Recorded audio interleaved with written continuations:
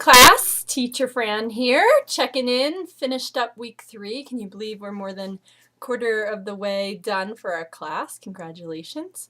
I've really been enjoying reading through your discussions. I usually post things last if you ever are curious, but really been appreciating the great discussions and really some fantastic written work that's been handed in. So thanks and keep up the great job.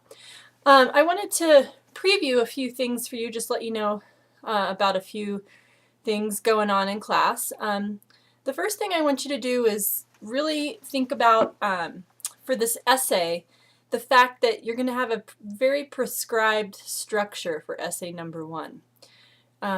Basically, if you haven't heard me say it before, I'm a big believer in structure in essays because clear, logical structure helps your ideas shine through. If you have jumbled structure, then your ideas become lost and it makes it really hard to understand. So this first essay that you have to do, you're picking a character from a story that could have potentially learned a lesson in that story. And that first body paragraph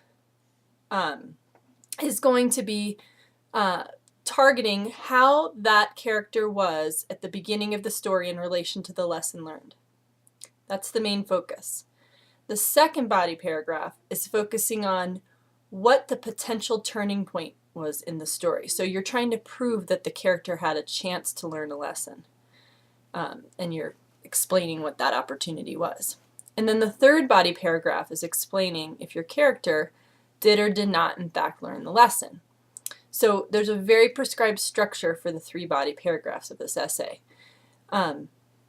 And remember that each body paragraph should follow the same format as the assertion paragraphs. So it's really important to check the feedback of the assertion paragraphs to make sure that you have that down. Okay, there's a lot of modules too to help you with the little parts like how to properly cite sources, which, by the way, you have to have a work cited.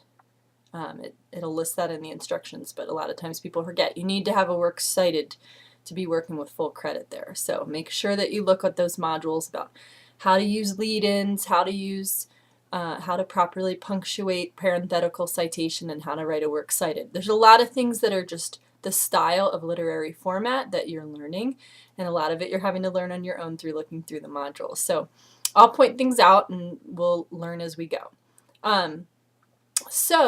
That being said, I'm trying to think if there's any other major things coming up. If you're having any questions or concerns, definitely feel free to contact me.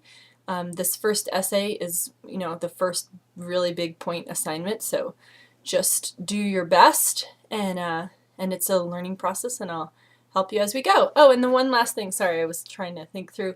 There's one other thing I wanted to let you know. I'm going to send out progress reports at the end of every 3 weeks once I've finished the grading for each 3 weeks section. So you should be getting early next week a progress report.